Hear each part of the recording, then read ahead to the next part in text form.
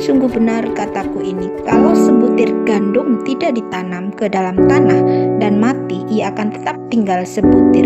Tetapi kalau butir gandum itu mati, baru ia akan menghasilkan banyak gandum.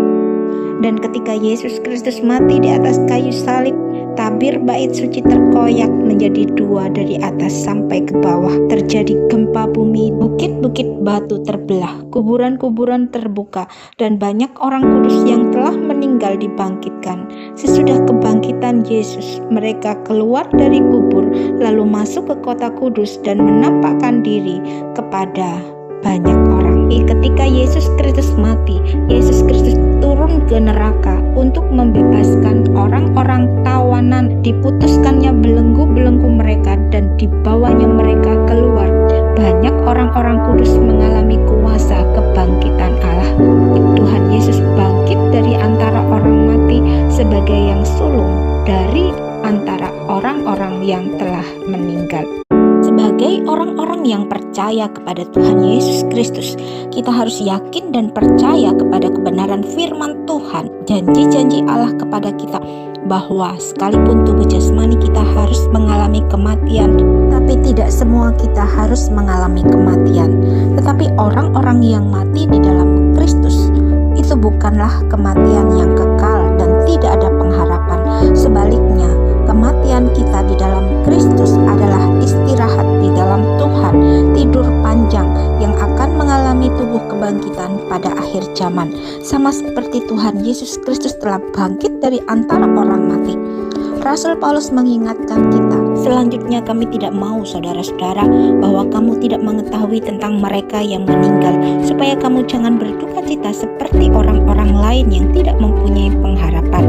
Karena jikalau kita percaya bahwa Yesus telah mati dan telah bangkit, maka kita percaya juga bahwa dengan perantaraan Yesus, Allah akan mengumpulkan bersama-sama dengan Dia mereka yang telah meninggal. Jika Yesus Kristus tidak dibangkitkan, maka sia-sialah iman percaya kita kepada Dia, dan kita akan tetap hidup dalam dosa-dosa kita. Demikian juga dengan orang-orang yang meninggal akan tetap menjadi tawanan iblis di dalam neraka. Tetapi inilah yang benar, bahwa Yesus Kristus telah bangkit dari antara orang mati sebagai yang sulung dari antara orang-orang yang sudah meninggal. Sehingga ketika Yesus Kristus mati, Tuhan Yesus Kristus masuk ke dalam neraka untuk membebaskan orang-orang kudus yang menjadi tawanan iblis di dalam neraka. Diputuskannya belenggu-belenggu mereka dan dibawanya mereka keluar dari neraka menuju ke tempat yang kudus.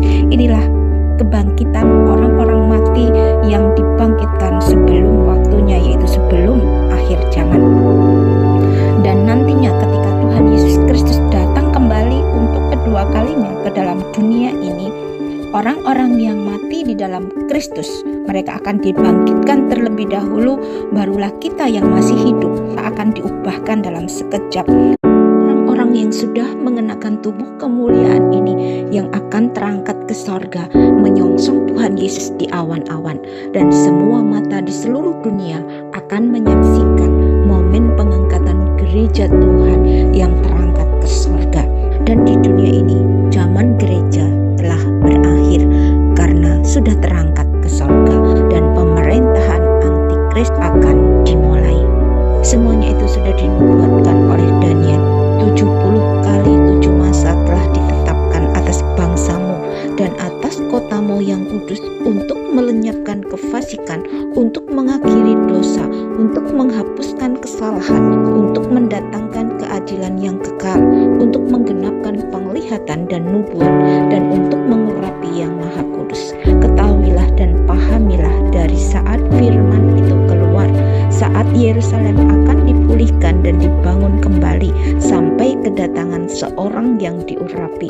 Seorang penguasa ada 7 kali 7 masa, lalu selama 62 kali 7 masa lamanya kota itu akan dibangun kembali dengan tanah lapang dan paritnya, tetapi pada masa sulit.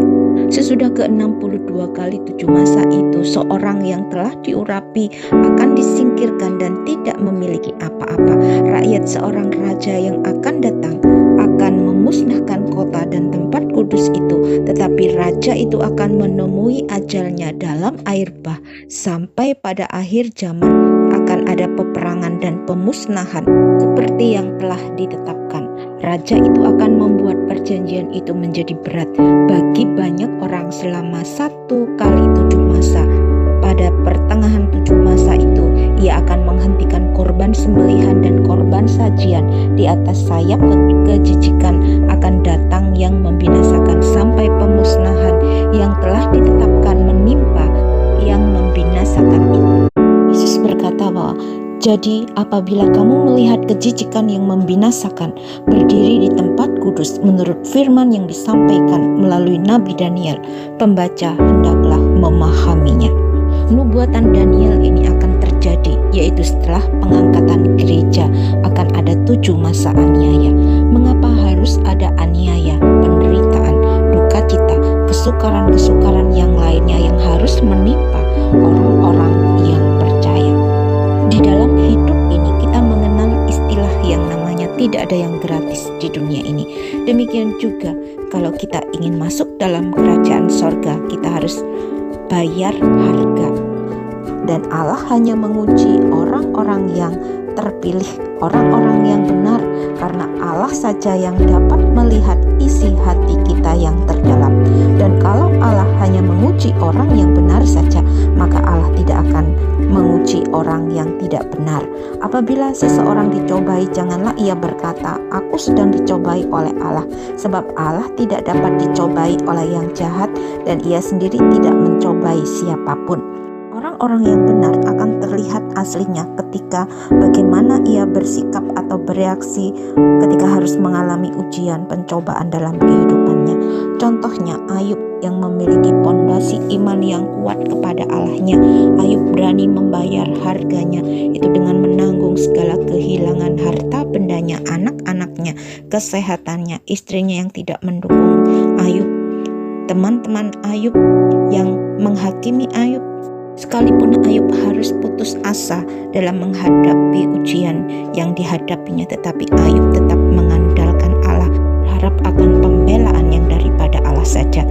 Sebagai orang-orang yang percaya kepada Tuhan Yesus Kristus, kita sekarang tidak lagi hidup di bawah kuasa dosa, karena kita tidak berada di bawah hukum Taurat, tetapi di bawah kasih karunia.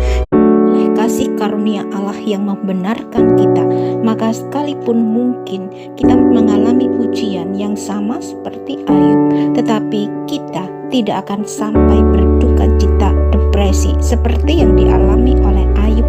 Tetapi melalui ujian, tantangan yang harus kita alami, ada sukacita yang dari Allah yang akan bekerja, mengalir, meluap di dalam kehidupan kita sebagai suatu ucapan syukur, tanda terima kasih kita, sorak-sorai kita kepada Allah, karena kita tahu ada Allah di pihak kita, ada Roh Kudus yang berdiam di dalam diri kita. Secara manusia biasa, apabila kita diperhadapkan dengan kesukaran, tantangan, aniaya, pencobaan, duka cita di dalam kehidupan kita, mudah sekali kita untuk kecewa, kecut, tawar hati, putus asa, seolah-olah tidak ada jalan keluar bagi kita. Tetapi kita harus percaya akan janji-janji Allah. Kita harus mengetahui bahwa Allah yang kita sembah adalah Allah yang hidup. Dia adalah Allah yang berkuasa. Dia Tuhan yang lebih besar daripada masalah kita. Dia lebih mengetahui kita daripada kita mengetahui diri kita sendiri.